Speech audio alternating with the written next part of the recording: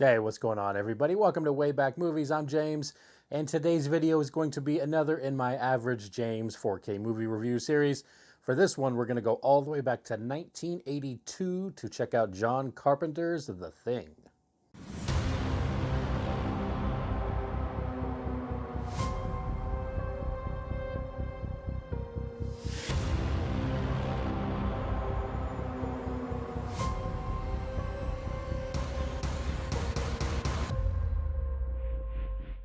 Hey everybody, thanks for checking out the video. Like I said, this is going to be another in my Average James 4K movie series.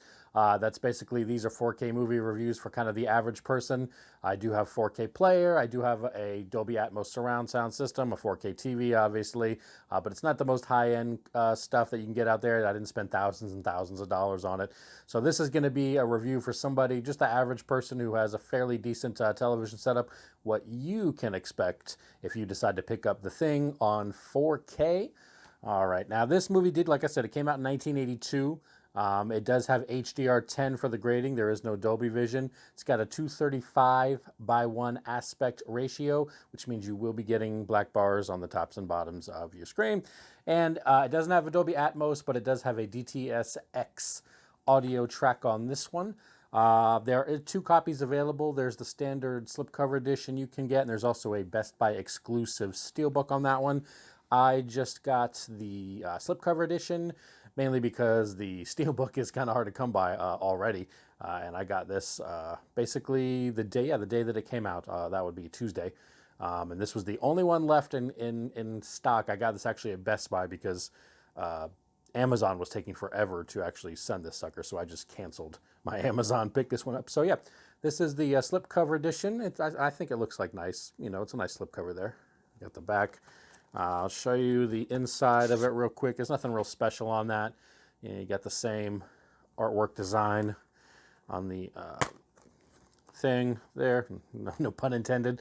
And then you've got your discs here. So you've got a little bit of artwork on the 4K disc and then just a plain old Blu-ray disc on that one. No additional artwork on that. So overall, like I said, yeah, it's a cool looking slipcover. So if you want to pick this one up, hopefully you can get it at some point during Amazon's sale. But like I said, when I tried to order it, I want to say it was at least 2 weeks, they said, before they were going to ship it. So I just went ahead and picked it up at Best Buy. All right, so I did watch this one last night. Now, granted, like I said, this came out in 1982, so this movie's, 39 years old, almost 40 years old. As far as the 4K version, I thought it looked great. I mean, mainly the interior shots, you know, and let's be honest here. For a almost 40-year-old movie, there's a lot of creature effects that are in this one that could have looked terrible, especially in 4K.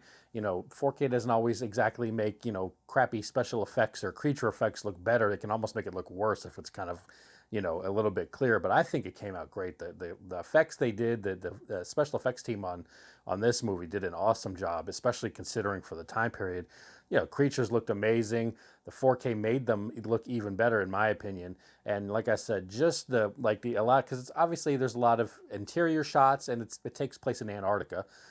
Mainly at night. So you've got those interior shots that are, you know, real dark, and then when they go outside, it's basically just white and then darkness for the majority of the movie. There are some daytime shots, but for the majority of it, you're not going to get like this amazing color palette that's going on that the HDR is going to help, you know, upgrade.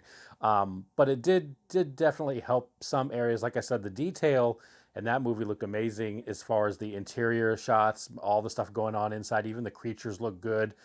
It makes, I mean, honestly, for a movie that's almost 40 years old, it looks like it could have been made within like the past 5 years. That's how good the interior, you know, shots, and it came out on 4K, you know, minus the look. It really doesn't look like it was from 5 years ago. But as far as the actual picture quality, I thought it looked amazing.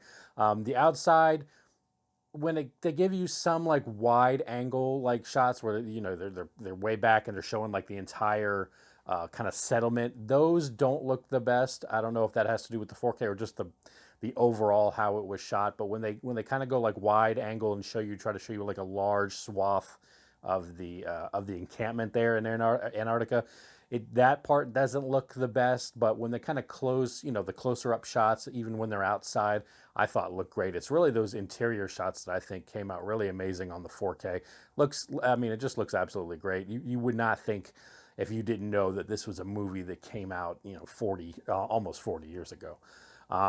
As far as the sound, like I said, it has the DTS:X, so there's no Dolby Atmos. I don't really think it needed it here anyway. The audio was just kind of okay for me. It wasn't anything spectacular. I wasn't like, it's not like granted, there's action that goes on, but it's not like a typical like action movie, where there's, bullets and things whizzing by and all that kind of stuff, that you're going to get this great Atmos, track for. I thought, it was okay. The moments that should have been louder, some kind of chasing stuff were loud, but it didn't drown out any of the audio from, the people actually talking. I wasn't having to go up and down on the volume control continuously so I didn't piss off my neighbors kind of deal. I did a little bit, but, overall, I think it was just kind of like an appropriate level. It's nothing that's going to, be like, wow, the thing sounded amazing, but it's not anything you're like, man, that was crap.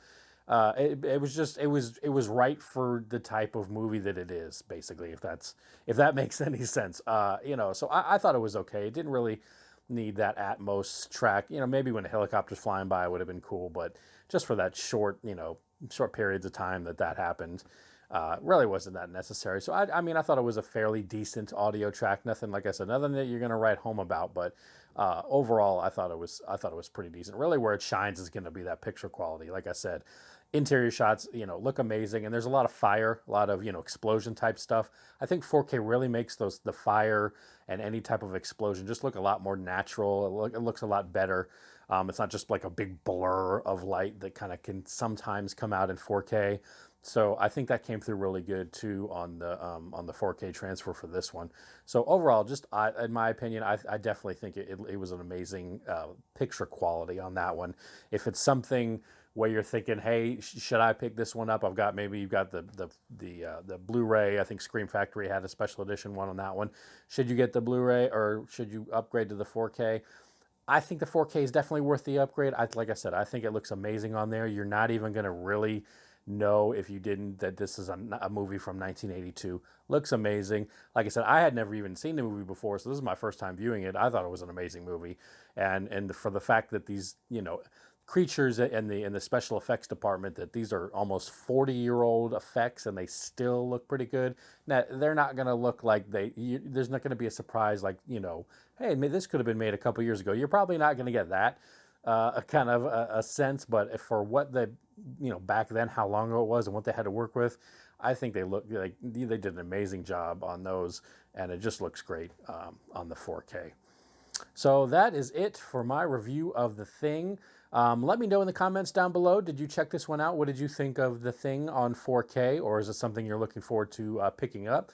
I also did get the Star Trek collection. I have already watched Star Trek The Motion Picture, the first one, so I'm going to be coming out with a review of that. I'm not going to do the entire collection in one video. I'm going to do each separate movie. I know a lot of people like to do an entire collection's worth of movies in one kind of video, but I figured I would just go each individual one. So I'll go ahead and do a review of the Star Trek The Motion Picture, which is the first one.